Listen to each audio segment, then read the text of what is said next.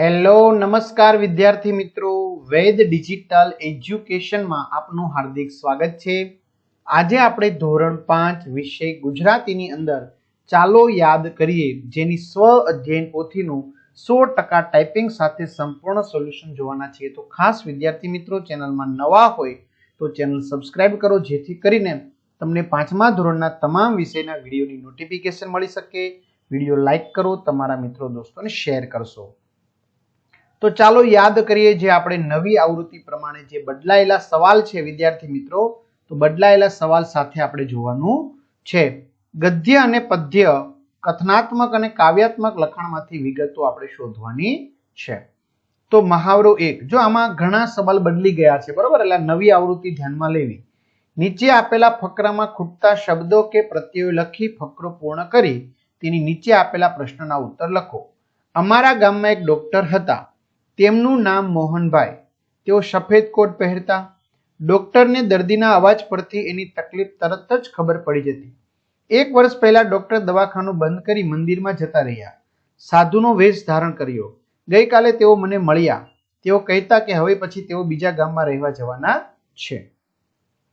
વિદ્યાર્થી મિત્રો, આવી જ રીતે તમારે બધા જ વિષયના વિડીયો જોતા હોય, પાઠની સમજૂતી જોતી હોય તો તમને ખ્યાલ ન આવે તો તમારા ઘરમાં કોઈ ભણેલ ગણેલ વ્યક્તિના વિડીયો બતાવો કે આ બધા જ વિડીયો દરેક વિષયના પાઠની સમજૂતીના વિડીયો બધું જ તમને મળવાનું છે આપણી વેદ ડિજિટલ એજ્યુકેશન નામની એપ્લિકેશનમાંથી, જેમાં બધા જ વિષયના પાઠ્યપુસ્તકના પ્રકરણની સમજૂતીના વિડીયો, સ્વાધ્યાય અભ્યાસ, પરીક્ષા માટે ઉપયોગી પેપરો, સ્વઅધ્યયન પોથી, પ્રોજેક્ટ પ્રવૃત્તિ, આ બધું જ।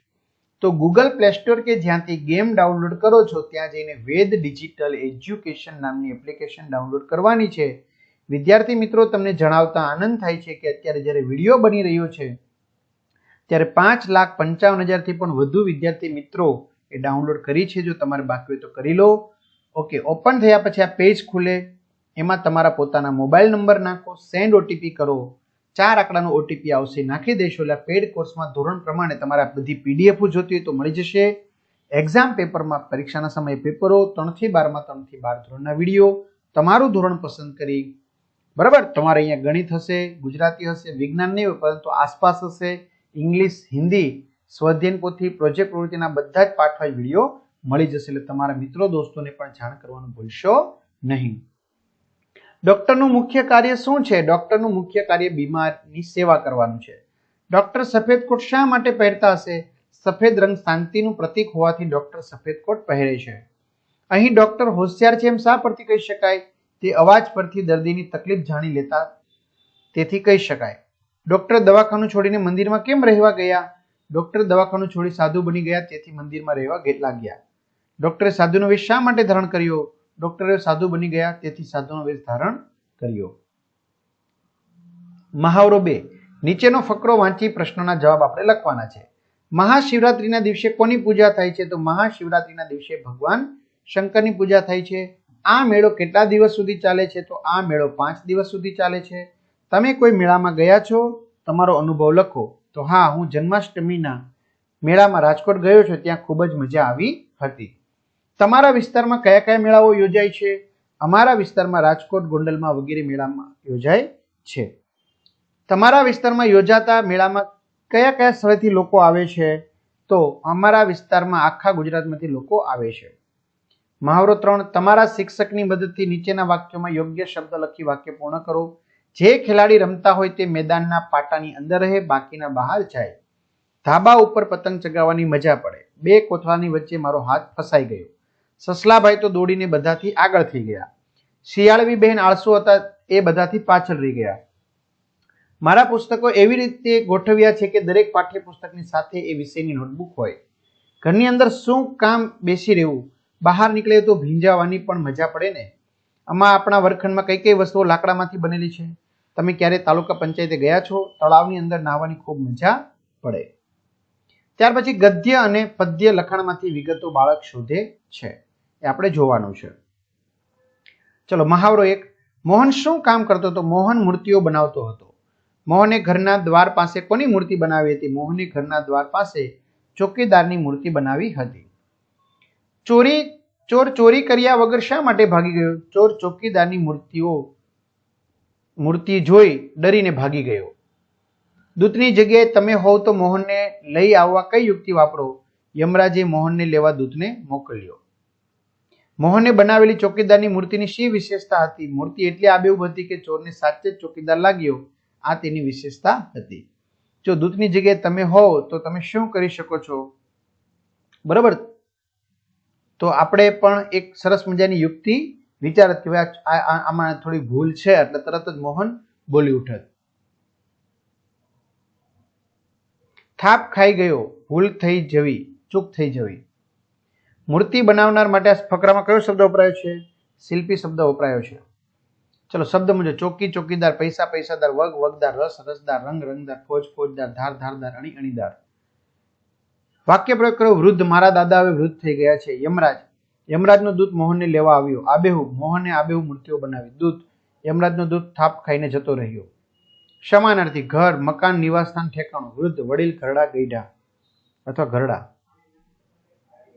ત્યાર પછી કોણ તોફાની હતું? એક પોપટું જરાક તોફાની હતું. પોપટે કયા કયા બચ્ચાને ખાવાનું આપ્યું? પોપટે ત્રીજા અને પાંચમા બચ્ચાને ખાવાનું આપ્યું. ઈયળના બચ્ચાનું નામ શું હશે? ઈયળના બચ્ચાનું નામ પીલું હશે. આ કુટુંબમાં કેટલા સભ્યો હશે? આ કુટુંબમાં 7 સભ્યો હશે. પોપટીએ કયા કયા બચ્ચાને ખાવાનું આપ્યું? પોપટે બીજાને ચોથા બચ્ચાને ખાવાનું આપ્યું. ખોટા વિકલ્પ છેકો મારી ફરતી લખો. જમણેથી પોપટ આવ્યો, ડાબેથી પોપટી આવી. તેમને જોતા જ એક પોપટું આગળ આવ્યું. ખાલી જગ્યા પસંદ કરો. જમણી બાજુ એથી કાબર બહેન આવ્યા. શાળામાં બાળકો ભણે છે. ગાયને ઘાસ આપો. કૂવામાંથી પાણી બહાર કાઢો. સસલાએ શિયાળ સાથે દોસ્તી કરી. ગદ્ય અને પદ્ય વિગતોનો ઉપયોગ કરે છે. બરાબર. કાવ્ય પંક્તિમાંથી તમારે શોધવાનું થશે. ચાલો, પહેલું: વહેલી પરોઢે નિંદ્રામાંથી જાગીને ભાઈ બહેન બે ઓશિકા ઉપર ધાબળો ઓઢાડી રમવા ભાગી ગયા. તો પાછળા તે પહોરની ઉડી ગઈ નિંદ્રા, સોવે ઊંઘે ને અમે જાગતા જીરે. ઓશિકા ઉપર બે ઓઢાડી ધાબળા ચૂપચાપ ભાઈ બહેન ભાગતા જીરે. ત્યાર પછી બા બાપુજીને ખબર ન પડે તે રીતે દરવાજાના આગળ ચૂપચાપ ઉઘાડી એકબીજાનો હાથ પકડીને અમે ઉતાવળા ભાગ્યા. બિલ્લી પગે તે અમે ઉઘાડ્યા આગળ, બાપુ ને બાતે શું જાગતા જીરે. હાથમાં તે હાથ લઈ ભાગ્યા ઉતાવળા, ખુલ્લી હવાની મોજ માણતા જીરે. રૂપેરી રંગની રેતી વેરાયેલી છે, બાજુમાં નદીનું વાંકડું વહેણ વહી રહ્યું છે. આવું રૂપાળું રહેઠાણ છોડીને સાંકડું ઘર ગમતું નથી. રૂપાતે રંગની રેતી વેરાયેલી પાસે વહે છે, વહેણ વાંકડું જીરે. છોડી રહેઠાણ આવું રૂપાળું મોકળું, સાનું ગોઠે ઘર સાંકડું જીરે. રોજ સવારે ઝાકળની ચુંદડી તડકો ચડે ત્યારે ઉડી જાય છે. આજે તો એનો છેડો પકડીને છેક આકાશમાં જવું છે અને જાણવું છે કે એનો સાળવી વણનાર કોણ છે. ઉડે અદીઠ રોડે ઝાકળની ચુંદડી, આજ એને ઉડી જતી ખાળવી જીરે.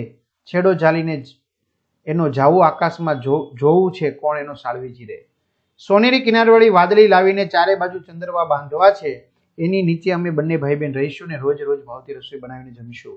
સોનેરી કોરની લાવીને વાદળી ચંદ્રવા ચાર પર બાંધશું જીરે. એની તે એઠ અમે રહીશું બે ભાઈ બહેન, ભાવતી રસોઈ રોજ રાંધશું જીરે. બરાબર. કાવ્યમાંથી ભાવ પંક્તિ શોધીને લખવાની છે. ચાલો, નરસિંહ મહેતા: હે બાળક, તું રસ્તો ભૂલી ગયો છે કે શું? કે પછી તારા કોઈ દુશ્મને તને અહીં મોકલ્યો છે? તું અહીં શા માટે આવ્યો છે? નક્કી તારો સમય હવે પૂરો થયો લાગે છે. કહે રે બાળક, તું માર્ગ ભૂલ્યો કે તારા વેરીએ વળાવ્યો? નિશ્ચય તારો કાળજ ફૂટ્યો, અહીંયા તે સિદ્ધ આવ્યો. હે બાળક, તારો રંગ રૂડો છે, રૂપ તારો ખૂબ રૂપાળો છે. તું ખૂબ રૂપાળો છે. તું મનમાં ઘણી બધી ઈચ્છાઓ ધરાવનાર છે. તારી માતાએ કેટલા બાળકોને જન્મ આપ્યો છે? બધામાં તું ઓળખામણો કે છે કે શું?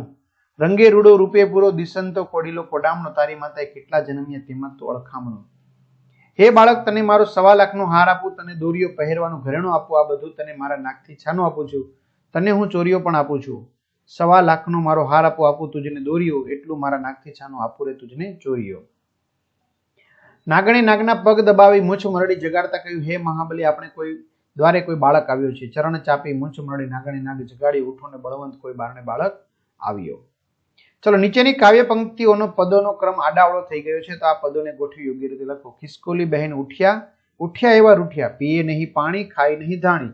આંબાભાઈ તો લાવ્યા કેરી, ખિસકોલી બહેન કહે હું. પીપળાભાઈ તો લાવ્યા કુપડ, ખિસકોલી બહેન કહે હું.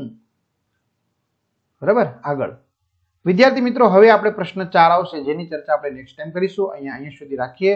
તો આવી જ રીતે તમને બધા જ વિષયના વિડીયો લેક્ચર, સ્વાધ્યાયન પોથી આ બધું જ તમને મળવાનું છે. તો અત્યારે ચેનલ સબસ્ક્રાઇબ કરો, તમારા મિત્રો દોસ્તોને શેર કરો અને આપણી એપ્લિકેશન છે એ ડાઉનલોડ કરી અને તમે તમારા વિષય વાઇઝ વિડીયો સરળતાથી જોઈ શકશો. બરાબર, તો અહીં સુધી રાખીએ. અસ્તુ. જય હિન્દ, જય ભારત.